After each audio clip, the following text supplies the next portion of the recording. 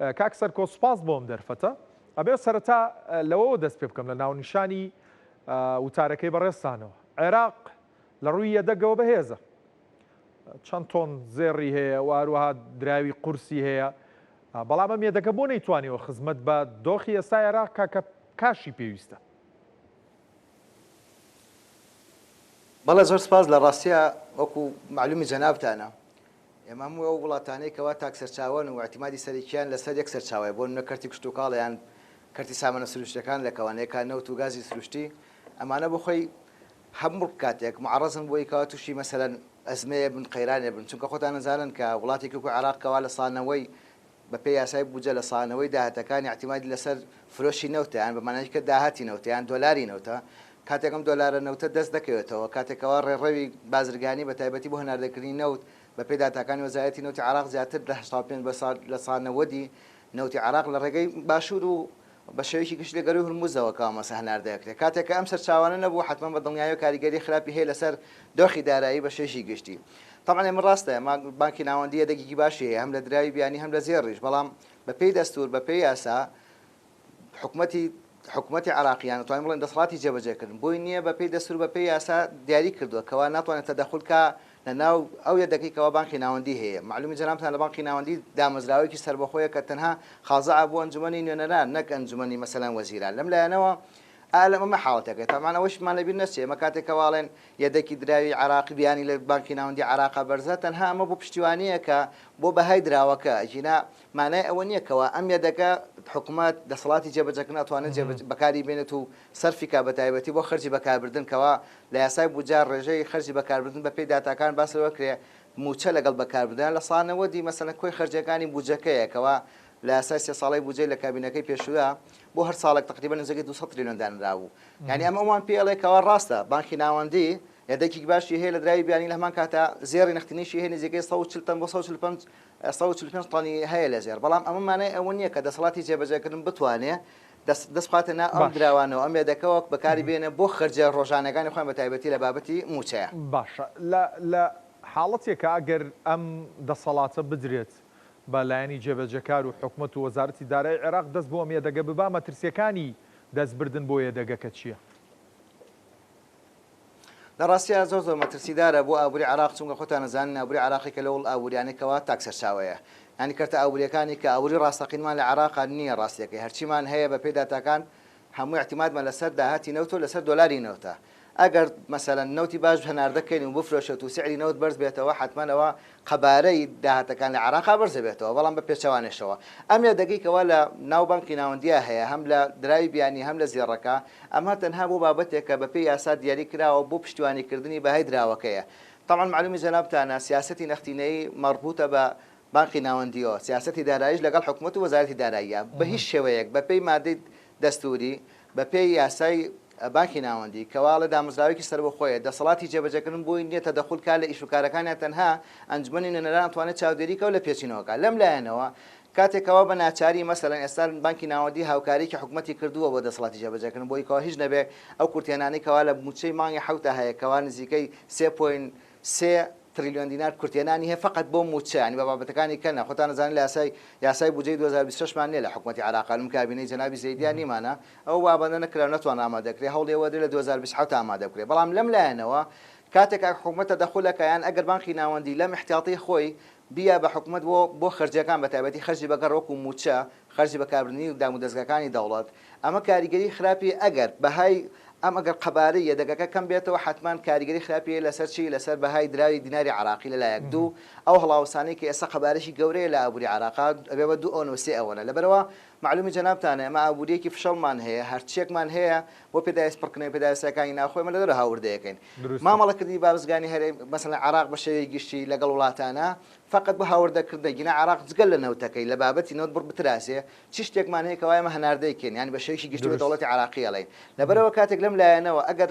حکوومەت تەدەخول بکە لە بەدەستهێنانی ئەو یەکە دەگەدراوی کەوا یان زیێڕەکەی لە ناو بانکی ناوەندیە کە خۆی لە ئەسڵا بەپێی یاسا و دەستور نابێت تەدەخولکە بەڵام کە کردی لە حاڵەتێکە کە بۆ پشتیوانیکردنی بەهای دراوەکەیەتی دینارەکەیەتی ئەگەر ئەوە نەبێ بە دڵنیایی و بەهای دینارەکەی دابەزێ هەرچەند خۆشبەختانە بەهای دیناری عراقی بە بەراورد بە دراوەکانی ناوچەکە بە تایبەتی سووریا و تورکیا و ئێران بەهایکی بەرزی هەیە پێم وایە بەشێک لەو هۆکارێکەوە مەسەلەن بە هاکەی ڕاگرتووە تەمان خۆتان نەزانێ ئەمە بانقی ناوەندی بەهای دراوە کە دیاریەکە ئەمە نییە کەەوە وڵاتانی جیهان نرخی سوو مەسەلەن کاریگەری هەیە لەسەر بەهای دراوەکە ئەمە فقط بانقی ناوەندی بەپێی یاسا هاتووە دیاری کردو بۆ نمونە بەرامبەر ئەو دۆلاری کە لە دۆلاری نەوتۆ دەسمانەکان لە فرشت نەوتۆ دەسمانەکەوێ دیاری کردووە 100 دلار بەرامە 132,000 بە فەرمی بەڵام کاتێککە بین لە بازاری موازیان نزیکەی 150 کە زاریان بگرە زیاتر کەمتر عادەتەن لەسەری 150,000ەوەی ئەمانە بەس پێمان وایە ئەمە ئەو یەدەگە ڕایگرتووە لەگەڵ سیاسەتی بانکی ناوەندیە بە تایبەتی لە سیاسەتی نەختینەیە تا ڕێدەیەک توانێتی بەهای دراوەکە پارێزێت. باشە دەست بۆ یەدەگ نابن و دەستور ڕێگە نادا مەترسیشی هەیە مەترسەکان خستە ڕوو چارەسەر چییە؟ لە دۆخێکی وەکو ئێستاە کە تەنانەت ئەم مانگە باز لەوە دەکرێت هەندێک سەرچاوە لە وەزارەتی داراییەوە یاخود لە حکوومەتی عێراقەوە بە هەندێک میدیای عێراقیان وتووەکە بەشێک لە دەستە وەزارەتەکان تاوەکو ئێستا موچەی مانگی حوتیان لە ئاستی عێراقا وەرنەگرتووە هەرێمیش بێتە سەری چارەسەر چییە؟ ئەبێت چ ڕێگا چارەیە بگیرێتە بەر لە ڕووی ئابووری و داراییەوە کە ئەو دۆخە تێپەڕێنێ عێراق؟ ڕاستیە تاکە چارەسەر لەم کاتە دوو حاڵەتە یەکەم کەمکردنەوەی خەرجیەکان بە تایبەتی تەمەڵ معلوم جەنابتانە خەرجی بەگەڕ بە تایبەتی خەرجی موچە ناتوانین دەستکاری بکرێت چونکە نزیکەی 7 تریلیۆن مانگانەیە بگرە زیاتریش یعنی مەسەلەن توانی بڵێن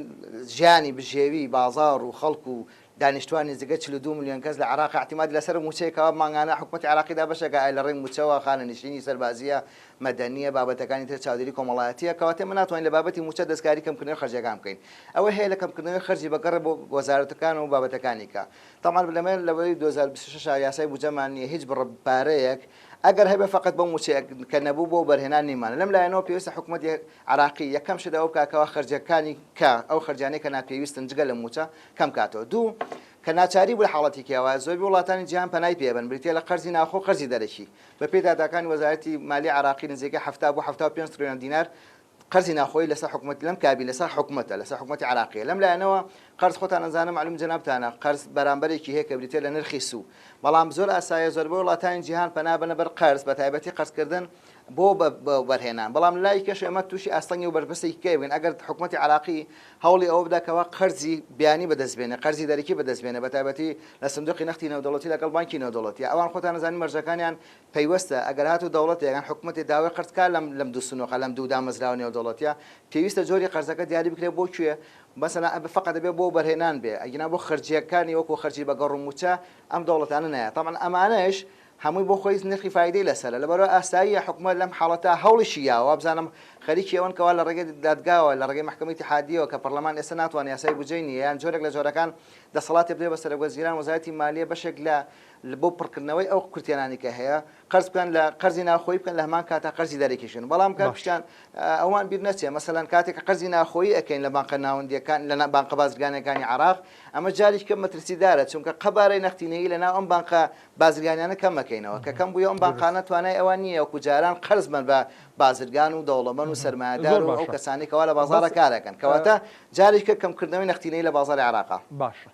بەڵام قەرزە دەرەکیەکانیش ئەگەر سندوقی نەقد قەرز بدا بە هەر وڵاتێک بەڕێستانەوە باشەزان دەست وەردەدا لە سیاسەتی دارایی و تەنانەت باز لەوەش دەکرا کە سندوقی نەقد پێشنیازی ئەوەشی کردووە دەستکاری نرخی سەرفی دۆلار بکرێ ئەم تەداخولاتانە عێراق بۆ ڕزگارکردنی خۆی ناچار نابێت دەست بۆ ئەم وەکو دەوترێ لە خنکاننا دەست بۆ پوشیش دەبرێ دەست بۆ ئەم حاڵەتە ببا و بچێتە ژێر باری سندوقی نەقد و دەستکاری نرخی سەرفکا و قەرزیان لێوەربگرێ بەڵێ لەوانەیە یەکێکە لە احتیمالەکان بەڵام خۆتان نەزانن دیاریکردنی نرخی سەرفی مەسەلەن دینار بەرامبەر دۆلار ئەمە ناکرێت مەسەلەن هەردوو ساڵ جارێک سێ ساڵ جارێک ئەمە گۆڕانکاری چونکە ئەگەرەوە دروست بێ متمانە مەسەلەن ئەم گۆڕانکاریانە زوو بکرێ متمانە بە دراوەکە